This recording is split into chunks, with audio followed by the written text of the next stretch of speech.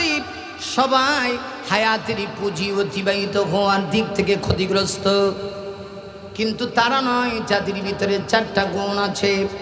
এক নম্বরে আল্লাহ বলেন ইল্লাল্লাযীনা আমানু, যাদের ঈমান আছে, যারা ঈমান এনেছে আল্লাহর প্রতি। আমি বেশি সময় নিব না, কারণ আমার আরও প্রোগ্রাম আছে।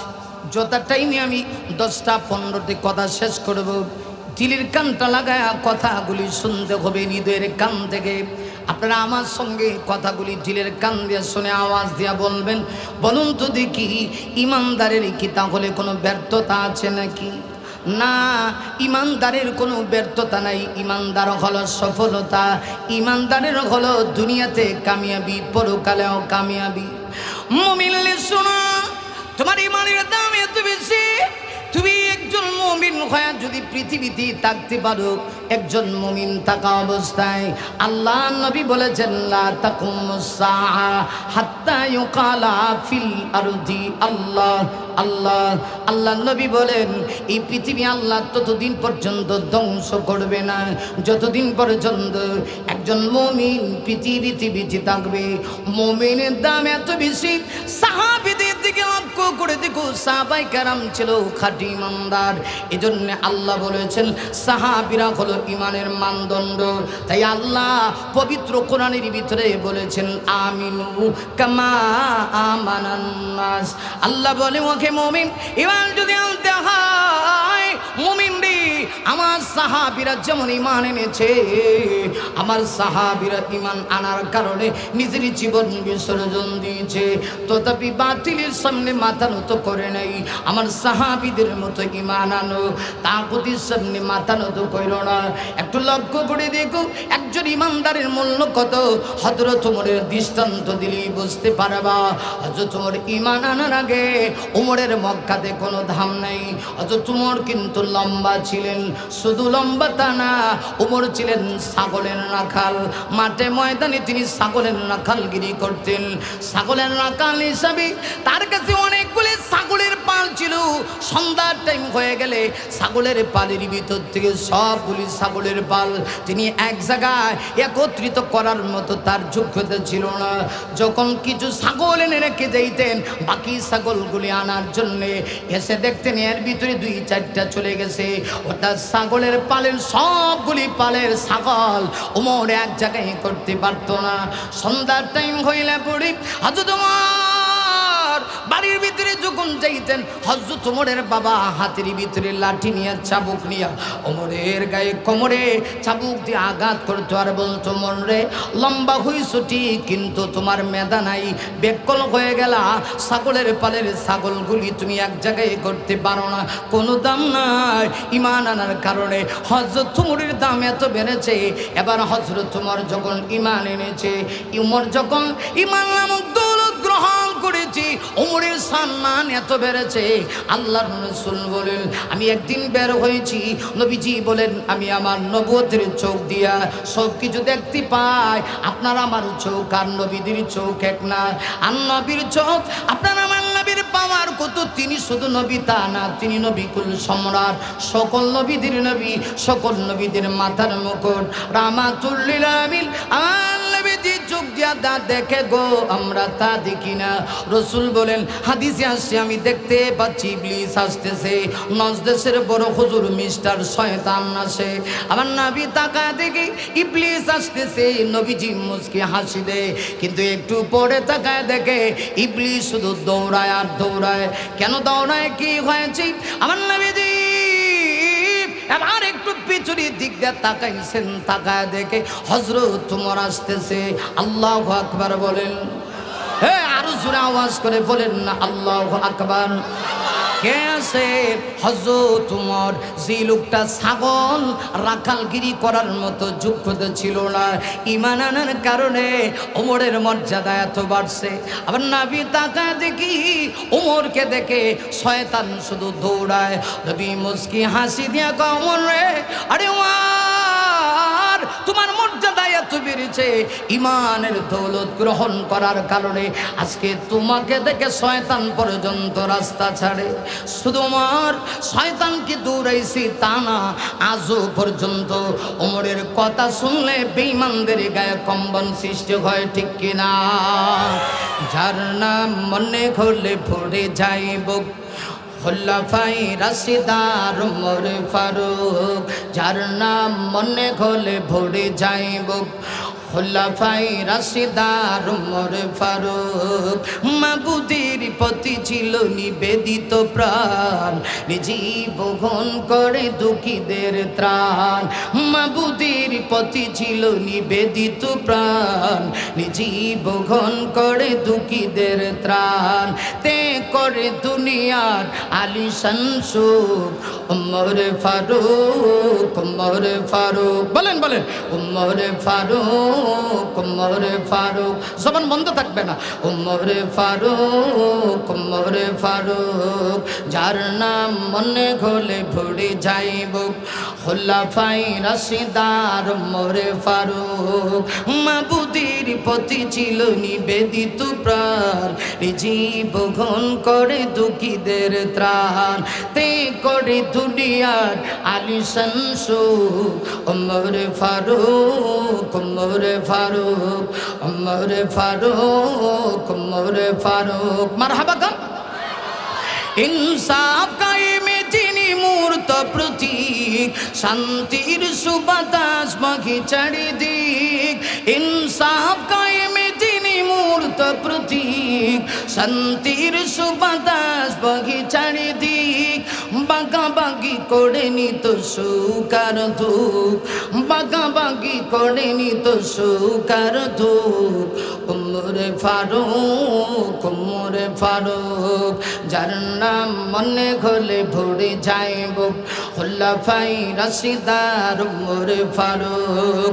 মাবুদের প্রতি ছিল নিবেদিত প্রাণ, জীবন করে দুঃখীদের ত্রাণ।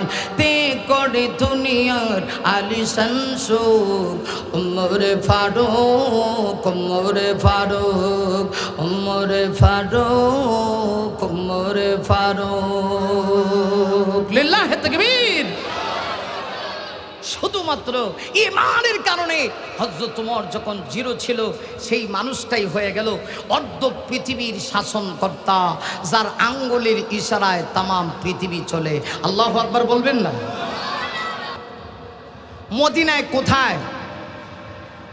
হ্যাঁ না, আমাদের নবীজি ইন্তেকাল করেছেন আপনার আমার আম্মা জান, আমার মা আম্মা জান হযরত আয়েশা সিদ্দিকার হুজরা শরীফে।